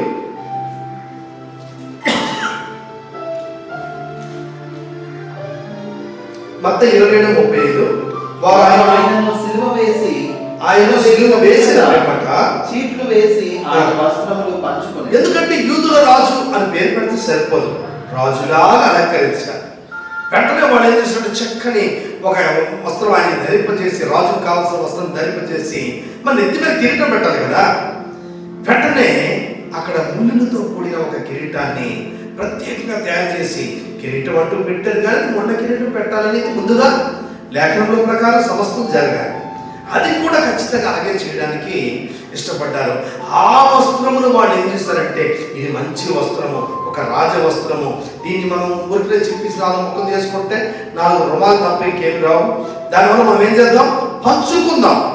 ఇది అవును అలాగే జరిగిందని చెప్పడానికి మనకు లూకా 23:34 కానీ లేదా మార్కు 15:24 కానీ ఇవన్నిట్లో కూడా అదే మాట రాసి ఉండదు. వారు ఆయనను సిలువేసి ఆయన వస్త్రములు భాగం ఎవరికి రావాలనో చీట్లు వేసి వాటిని పంచుకునేది.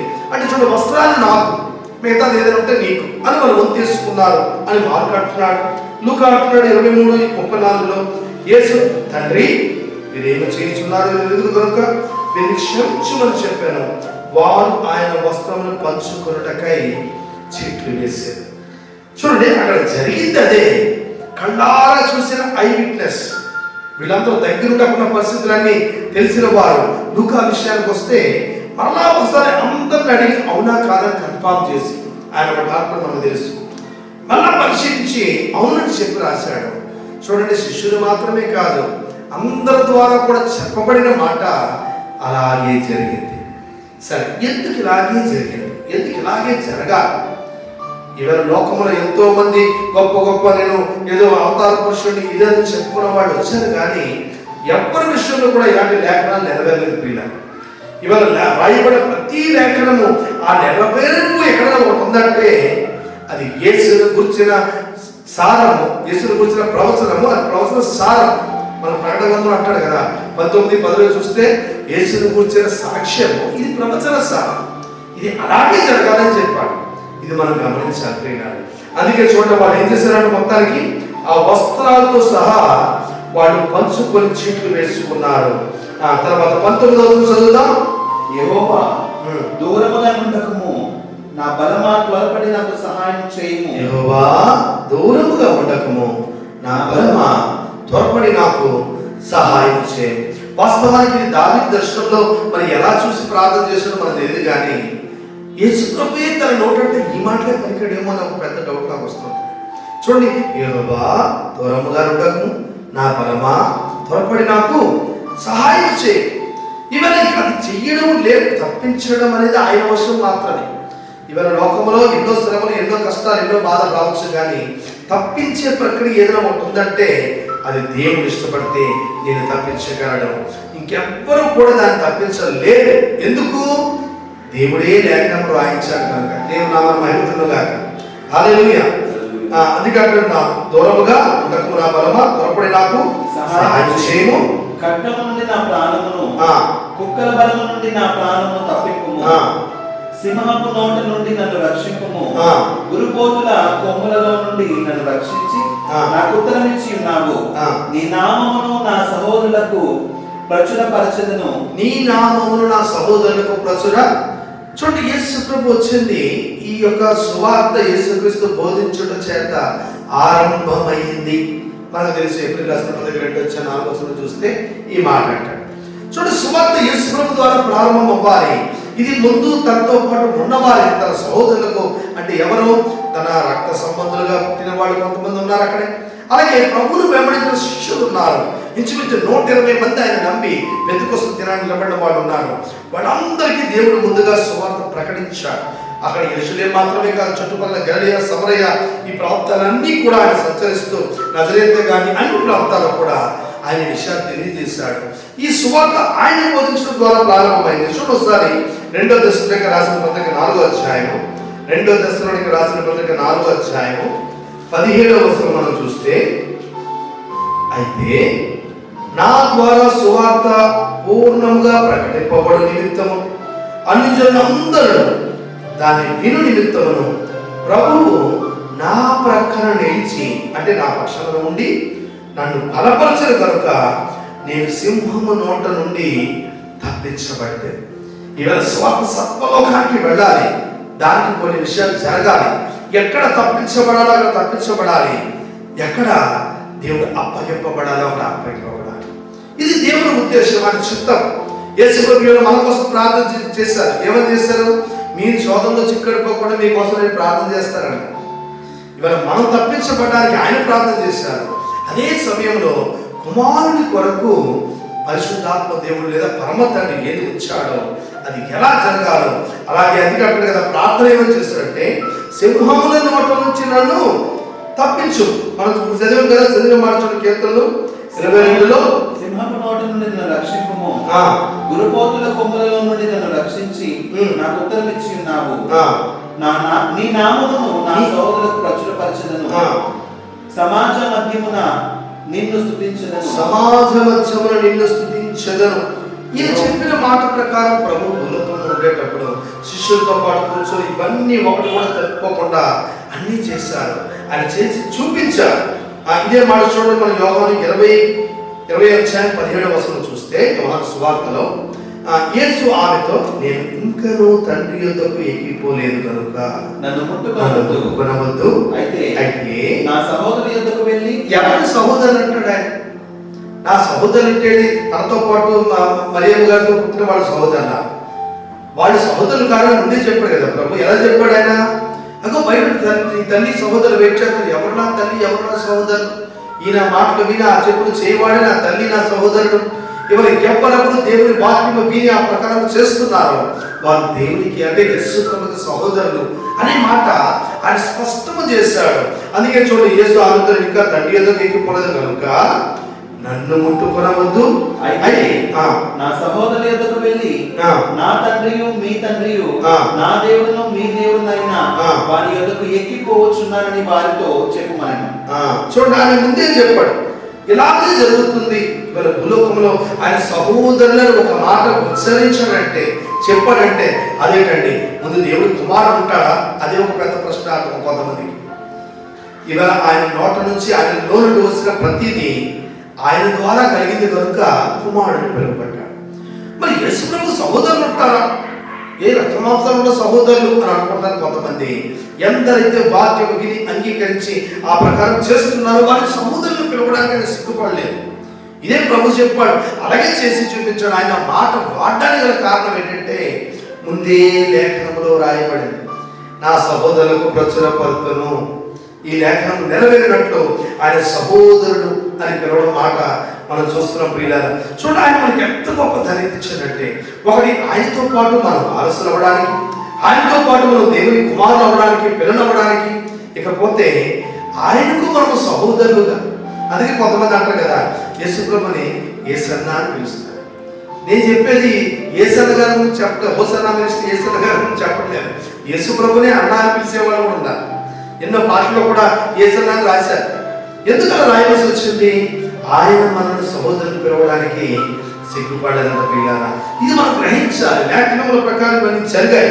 22వ వచనం, 23వ వచనం, యెహోవా యందు భయభక్తులు గలవారారా, 22వ అధ్యాయం 23వ వచనం, యెహోవా యందు భయభక్తులు గలవారారా ఆయనను స్తుతించుడి, ఆయన స్తుతించుడి. యాకోబు వంశస్థులారా మీరందరూ ఆయనను ఘనపరచుడి, ఇశ్రాయేలు వంశస్థులారా మీరందరూ ఆయనకు భయపడుడి. చూడండి, ఇవన్నీ చెయ్యండి. ఎందుకంటే దేవుడు మీకు ఎంతగా ప్రేమించాడు, దేవుడు మిమ్మల్ని ఎంత శ్రేష్టమైన స్థానంలో ఉంచాడు.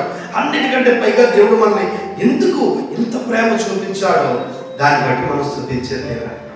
ఇవాళ చాలా మంది దేవుడు మాకు ఏం చేశాడు, దేవుడు ఏం చేయడం బట్టి మొత్తం ఏం చేయలేదని నేను అడుగుతున్నాను. దేవుడు చేయలేదంటూ ఏమైనా ఉందా?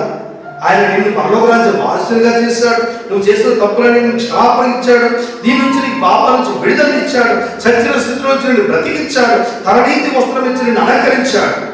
ఇవన్నీ చేసింది కాక తన రాజ్య వారసునిగా చేసి తానుకున్న సమస్త మహిమలు కూడా నీకు అలంకరింపజేశాడు. మరి మనం ఆయన స్తుతించాలి లేదా? అందుకే అంటాడు కదా, యెహోవా యందు భయభక్తులు గలవారారా, ఇవాళ ఎవరెవరు భయభక్తులు కలిగి ఉన్నారో మనమందరము ఆయన స్తుతించాలి. హల్లెలూయా. ఆయన స్తుతించుడి, యాకోబు వంశస్థులారా మీరందరూ ఆయనను ఘనపరచుడి, ఇశ్రాయేలు వంశస్థులారా మీరందరూ ఆయనకు భయపడుడి. ఆయన బాధపడు వాని బాధను తునీకరింపలేదు. ఆయన బాధపడు వాని బాధను తునీకరింపలేదు.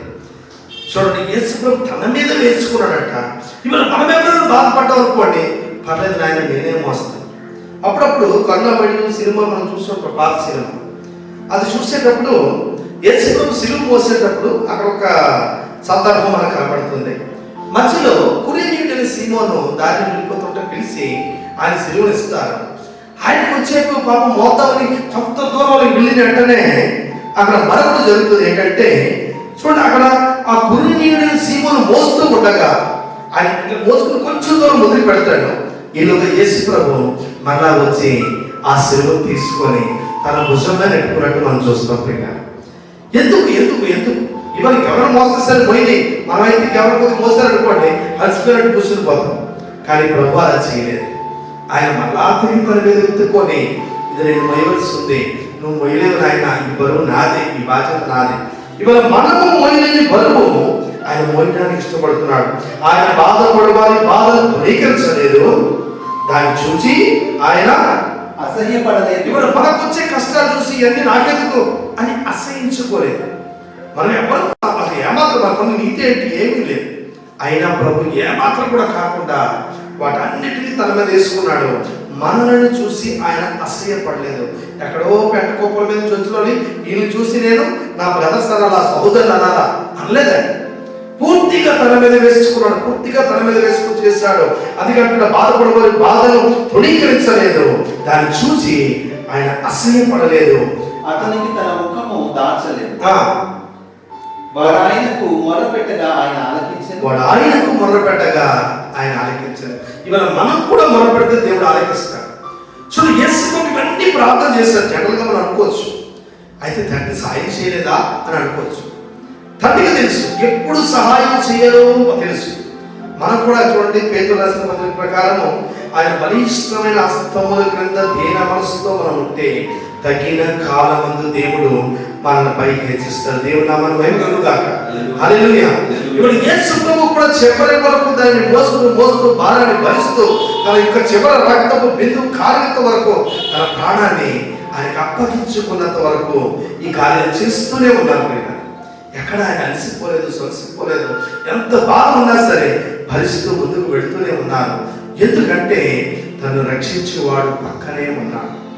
ఆయన తెలిసి ఎప్పుడు రక్షిస్తాడు. ఇవాళ ఆయన మరణించాలి, సిలువలో నుంచి ఆయన దించబడాలి, సమాధి చేయబడాలి, లేఖనముల ప్రకారం మళ్ళా 3వ రోజు ఆయన లేవాలి. ఇదంతా జరగాలంటే అంతవరకు ఈయన వచ్చుకొని ముందుకెళ్ళాలి. ఇవాళ ఒక మాట చెప్తాను, మనకు కూడా కొన్ని శోధన శ్రమలు రావచ్చు. కంగారు అయిపోయి ఏది పడితే అలవాటు అయిపోకండి. దేవుడు నన్ను కాపాడేది కంగారు అయిపోకండి. ఓర్చుకోండి, మొరపెడుతూ ఉండండి, ప్రార్థన చేస్తూ ఉండండి. ఇప్పుడు చెప్పినట్లు చూడండి, ఆయనకు మొరపెట్టగా ఆయన ఆలకించాను. ఇవాళ మనం మొరపెట్టినా దేవుడు వింటాడు. నిన్ను అర్థాంతరంగా వదిలేసే దేవుడు కాదు. కాకపోతే ఒక చిన్న తేడా, మనమే అనుకుంటామంటే అలసిన వెంటనే దేవుడు ప్రత్యక్షమైపోయి అనుకుంటాం. కానీ దేవుడు అలా కాదు. నువ్వు ఎంత ఓర్చుకుంటావో అంత ఎక్కువ ఘనత, అంత ఎక్కువ మహిమ నీకు ఇవ్వాలని దేవుని ఉద్దేశం పెట్టారు.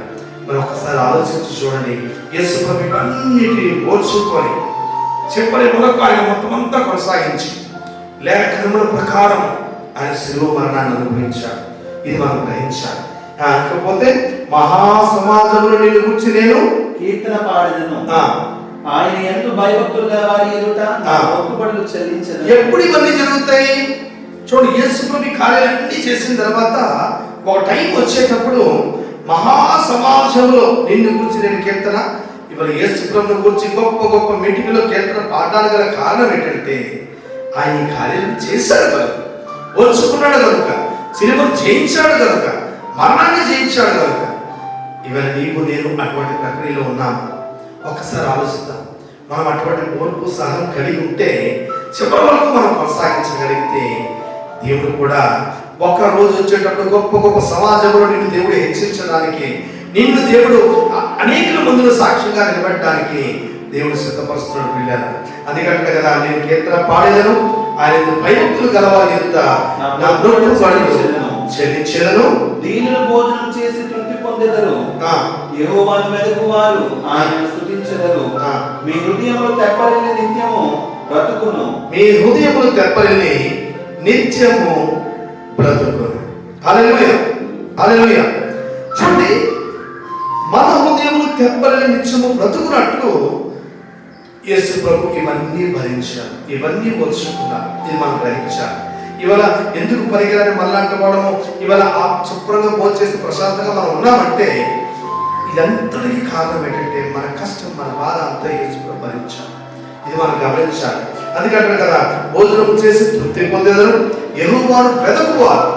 ఇవాళ ఎవరెవరు దేవుడి కోసం వెతికారో, ఒకప్పుడు చూడండి వాళ్ళు ఎన్నో రకాలుగా మార్గాలు వెతికారు. కానీ నేనే మార్గము, నేనే సత్యము, నేనే జీవము అని చెప్పింది యేసు ప్రభు వారు మాత్రమే. ఈయన ద్వారానే మోక్షానికి ఒక మార్గము, రెండో మార్గం లేదు. అందుకని వెతికే వాళ్ళందరికీ కూడా ఒక మార్గం చూపించడానికి ప్రభు తానే ఈ కార్యం చేయవలసిన అవసరం ఉంది. 27వ వచనం, బుద్ధిగంతుల నివాసులు అందరూ జ్ఞాపకం చేసుకొని, ఒకరు ఇద్దరు కాదు, కేవలం యెరూషలేము మాత్రం కాదు, ఇశ్రాయేలు మాత్రం కాదు. చాలా మంది అంటారు యేసు ప్రభు ఇశ్రాయేలు దేశానికి వచ్చారు కదండి, అది అక్కడ వరకు మాత్రమే కాదు ప్రియులారా. లేఖనం ఖచ్చితంగా చెప్తుంది, యేసు ప్రభు వారు చేసిన ఈ యొక్క శిలువ యాగము లేదా ఆయన యొక్క శిలువ మరణము యొక్క మరణమును గెలిచిన ఈ యొక్క కార్యము భూది గంతముల నివాసులందరూ జ్ఞాపకం చేసుకొని యెహోవా తట్టు తిరిగేదరు. అందరూ దేవుని వైపు తిరుగుతారు. దాని కొరకు ఆయన శిలువ యాగం చేస్తారు. ఇంకా అన్యజనుల వంశస్థులందరూ నీ సన్నిధిని నమస్కారం. బాగా గమనించండి, ఇశ్రాయేలు వంశస్థులందరూ అని చెప్పాడా? వారిని స్తుతించమని చెప్పాడు పైన, కాదని చెప్పట్లేదు. అంతటితో అయిపోలేదు దేవుడి కృప. ఇవాళ యెహోవా కృపమైన 117 కీర్తన అంటాడు కదా, యెహోవా కృపమైన హెచ్చుగా ఉన్నది సర్వభూజనులారా అన్ని జనులందరి కొరకు. అక్కడ ఒక మాట కనబడుతుంది. అదే మాట నెరవేర్చడానికి ప్రభు ఇక్కడ చేసి చూపించారు. చూస్తుంటే అన్ని జనుల వంశస్థులందరూ, ఇంకా ఒకరు కాదు ఇద్దరు కాదు, మొత్తం భూది గంతముల వరకు ఉన్న సకల జనులను, ఏ జాతి అయినా ఏ వంశమైనా ఎవరైనా సరే అందరూ వచ్చి నీ సన్నిధిని నమస్కారం చేశారు. అందుకే చెప్తాడు కదా ఫిలిప్పీయులకు రాసిన పత్రిక 2 అక్కడ మనం 2:8 మనం చూస్తే అక్కడ మాట ఉంటుంది, ప్రతి మోకాలు యేసు నామములో ఏమవ్వాలంటది వంగాలి. ఎందుకంటే ఆయన దాసుని రూపంలో ధరించుకున్నాడు, తాను తగ్గించుకున్నాడు. అందువల్ల ఇక్కడ ఉండేవి కానీ అక్కడ ఉండేవి కానీ పైన అన్ని కూడా యేసు నామములో వంగాలి. అన్ని నామముల కంటే పైనామము ఆయనకి ఇవ్వబడింది. ఇవాళ మనం కొన్ని కష్టాలు, బాధలు, శోధనలు ఓర్చుకోగలిగితే దేవుడు నేను గొప్పగా హెచ్చించే దేవుడు, నీకు గొప్ప ఘనత ఇచ్చే దేవుడు. యేసు ప్రభు ఇది చేసి చూపించారు. అందుకంటే కదా శ్రమ దేవుల కొన్ని నెలల చేత కనబడబోతుంది. దేన్ని చూసి కంగారు పడిపోకూడదు. ప్రభు చేసి చూపించారు. వీరంత వరకు నేను ఓర్చుకుంటాను, దేవుడి కొరకు నిలబడతాను. ఎందుకంటే దాని తర్వాత రాబోయే ఫలము అది అత్యధికము. అడుగు వాటి కంటే, కొంచెం వాటి కంటే అత్యధికమైన దేవుడు మనకు ఇవ్వాలనుకుంటున్నాడు. అది కాకుండా కదా అన్ని జనుల వంశస్థులు అందరూ నీ సన్నిధిని నమస్కారము చేసెదరు. రాజ్యము యెహోవాదే, రాజ్యము యెహోవాదే, అన్యజనులలో ఏలువాడు ఆయనే. ఇశ్రాయేలులో ఏలువాడు కాదు, మొత్తం అన్ని జనుల సర్వలోకమంతా ఇంకా ఆయనదే. భూమి మీద వర్ధిల్లుచున్న వారందరూ అన్నపానములు పుచ్చుకొనుచు నమస్కారం చేసెదరు. తమ ప్రాణము కాపాడుకొనలేక మంటిపాలకు వారందరూ ఆయన సన్నిధిని మోకరించెదరు. ఒకరు ఇద్దరు కాదు, అందరూ ఎంతమంది ఉన్నారు భూలోకములు, భూమి మీద ఉన్న వాళ్ళందరూ సకల ప్రాణులు బుద్ధి గంతముల వరకు. ఇక్కడ మాట చూస్తుంటే ఒకరు ఇద్దరి కోసం కాదు పిల్లలు, వీళ్ళందరూ కూడా చూడండి, మన ప్రాణాలు కాపాడుకోలేక నరకానికి వెళ్ళిపోయే వాళ్ళు అందరూ కూడా యేసు ప్రభు వైపు తిరిగి ఆయన సన్నిధిని మోకరించే కాలం. ఎంత గొప్ప కార్యము జరగాలంటే ప్రభు శిలువలో మరణించాలి. ఆయన మరణించి పాతి పెట్టబడాలి, 3వ దినం లేపబడాలి, లేచి ప్రజలందరికీ కనబడాలి. అలా జరిగితేనే ఈ గొప్ప విడుదల కార్యం జరుగుతుంది. ఇవాళ మనము మన తరములో చేయవలసిన కార్యాలు ఏంటి? మనకు కూడా ఓర్పు సహనం అవసరం. ఇవాళ కొన్ని శోధనలు ఉంటాయి, కొన్ని శ్రమలు ఉంటాయి. వీటన్నిటిని తట్టుకుని మనం ముందుకెళ్తేనే మనం జీవ కిరీటం పొందుకుంటాం, మహిమ కిరీటం పొందుకుంటాం. అది కాదు కదా 30వ వచనం చూడడం, ఒక సంతతి వారు ఆయనను సేవించెదరు. ఒక సంతతి వారు అంటే ప్రతి వంశము, ప్రతి తరము ఒక్కొక్క టైం ఉంది. మరి ముఖ్యంగా అంత్యకాలంలో ఒక సంతతి వారు ఆయన సేవించెదరు. రాబో తరమునకు ప్రభువును గూర్చి వివరింతురు. ఇప్పుడు మనం నేర్చుకున్నాం అనుకోండి, మన పిల్లలకు మనం నేర్పిస్తుంది. ఎందుకంటే ఇది మంచి మార్గం. ఇదే మార్గం, ఇంకో రెండో మార్గం లేదు. మన పిల్లలు కూడా నేర్పిస్తాం. ఇంకా వారు వచ్చి ఆయన దీన్ని చేసినని పుట్టబో ప్రజలకు తెలియజేతురు. ఇవాళ నేను కూడా అదే చెప్తున్నాను, బాగా గమనించండి. వారు వచ్చి ఆయన దీనిని చేశారు. దీనంటే దేన్ని? ఈ శిలువ మరణంలో, శిలువ యాగమును లేఖనముల ప్రకారం చేశాను అని తన పిల్లలకు రాబో తరానికి చెప్పవలసిన బాధ్యత మన మీద ఉంది. దాని ఇక్కడ చెప్తున్నారు కదా, పుట్టబో ప్రజలకు తెలియజేతారు ఆయన నీతిని వారికి ప్రచురపరతురు. యేసు ప్రభు శిలువ మరణము వెనకాల, ఆయన యొక్క పునరుత్థానం వెనకాల దేవుడు తన యొక్క నీతిని బయలుపరిచాడు. దేవుడు నామాన్ని మహిమకరంగాక. హల్లెలూయా. ఆయన నీతిని ప్రచురపరిచాడు. ఇవాళ ఈ నీతి మాత్రమే నిన్ను నన్ను రక్షించేది. ఆయన రక్తాన్ని చెందించి ఈ నీతిని స్థాపించాడు. రక్త నిబంధన చేస్తాడు ఆయన. ఇవాళ కొత్త నిబంధన కానీ, రాబో తరం మనకు కానీ, మన తర్వాత కానీ, మన ముందున్న వారందరం కానీ ఆ యేసు ప్రభు దగ్గరికి వస్తే తప్ప వేరే మార్గం లేదు. ఇవాళ పాపానికి కానీ, దోషానికి, అతిక్రమానికి అన్నిటికీ కూడా ప్రాయశ్చిత్తము, పరిహారం అంటూ ఏదైనా ఉంటే అది ప్రభు అయిన యేసుక్రీస్తు వారి శిలువ మరణం. ఇవాళ ఈ యొక్క వాక్యాన్ని వింటున్న నీవు ఎప్పుడైనా నీ మనసు ఒకసారి చూసుకో. యేసు ప్రభు శిలువ మరణాన్ని ఎప్పుడైనా విన్నావా? ఎప్పుడైనా దాని గురించి ఆలోచించావా? ఎలా జరిగింది? ఏదో అనుకోకుండా జరిగిపోయింది అనుకోకండి. ఏది అనుకోకుండా జరగలేదు. ఇది పరమ తండ్రి ముందే భూలోకములో ఇలా జరగాలి, మానవుడు పాపంలో బలైపోతాడని ఆయన తెలుసు. మరి వారిని విడిపించడానికి దేవుడు ముందే ఈ మార్గాన్ని సిద్ధపరచాడు. ఆ మార్గమే ప్రభువైన యేసుక్రీస్తు వారు. ప్రభువైన యేసుక్రీస్తుని అంగీకరిస్తే నీవు, నేను, మన కుటుంబములు, మన వంశము, మన యొక్క తదనంతరం ఉన్న పిల్లలు కూడా రక్షింపబడతారు. దేవుడు పెట్టిన ఈ ప్రణాళికను మనం జ్ఞాపకం చేసుకుందాం, మనం గ్రహిద్దాం, రక్షణ పొందుదాం, దేవుని వారికి తెలియపడదాం. దేవుడు తానే ఈ పరిశుద్ధ వాక్యాన్ని దీవించగాక. ప్రార్థన చేసుకుందాం. స్తోత్రములు తండ్రి, పరిశుద్ధులైన దేవా, కృపగల తండ్రిని, దయగల దేవుడు నాయన, ఈ లోకములు ఎంతో ప్రేమించి మీ కుమారుని బలిగా అర్పించారు. ఆ కుమారుని ద్వారా సర్వ మానవాళిని పాపము నుండి, పాప రోగము నుండి, పాతాళము నుండి, మరణము నుండి తప్పించిన ఇవాళ మోక్షము చేర్చాలని మీరు చూపించిన ఈ గొప్ప కార్యములను బట్టి స్తుతిస్తున్నాం. ప్రభు మరొకసారి తండ్రి, ఎంతైతే లేఖనాలు విన్నారో, ఎంతైతే వీటి తండ్రి ప్రభా ఇగో మరొకసారి ధ్యానించారు, వారందరినీ మీరు ముట్టండి. వారిని, వారి కుటుంబాన్ని, వారి వంశాన్ని, వారి తర్వాత రాబోయే బిడ్డలు కూడా జ్ఞాపకం చేసుకోండి. అవును తండ్రి, మీ మాటలు మాకు జీవాదించినట్లు, మా తర్వాత వచ్చే వారికి కూడా భూతి గంతములో ఉన్న సకల ప్రజలకు కూడా జీవం కలిగినట్లు మీరు కార్యము చేసి ఉన్నారు. ఇది ఎక్కడెక్కడ ఈ మాటలు పలుకుతున్నాయో, ఎక్కడెక్కడ ఈ మాటలు వినబడుచున్నావో వారందరూ యేసునామమున రక్షణ పొందుదురుగాక. ప్రభా తండ్రి, మీ యొక్క కృపా సత్యమును గురించిన జ్ఞానం వారికి కలుగునుగాక. ప్రభా మీరే తండ్రి, మీ శిలువ ద్వారా సర్వ మానవాళిని ప్రభా మీకు పరిశుద్ధ రక్తము ద్వారా ప్రతి ఒక్క పాపము నుండి విడుదల, ప్రతి ఒక్క రోగం నుండి విడుదల, అలాగే తండ్రి మరణము నుంచి జీవములోకి మమ్మల్ని దాటించినందుకు స్తోత్రాలు. ప్రభా ఈ కార్యం మీరు సంపూర్తి చేసి సమాప్తమైనదని లేఖనముల ప్రకారం మీరు చెప్పినట్టు ప్రభా మేము కూడా మా జీవిత కాలంలో ఇగో మీరు చెప్పినవన్నీ మేము ఖచ్చితంగా లేఖనంలో నెరవేరినట్లు ఈ కార్యం చేసి నాయన మా తరంలో ఉన్న వారికి కూడా ఈ మంచి విషయాలు మేము నేర్పించి ప్రభు వాటిని బోధించి ఇగో మేము నడుచుకొని అనేకులను రక్షించడానికి ప్రభు చూపించాం. ఇగో ఈ వాక్యం వింటున్న ప్రతి ఒక్కరు హృదయాలు మీరు ముట్టినందుకు స్తోత్రాలు, ప్రతి ఒక్కరితో మీరు మాట్లాడినందుకు స్తోత్రాలు.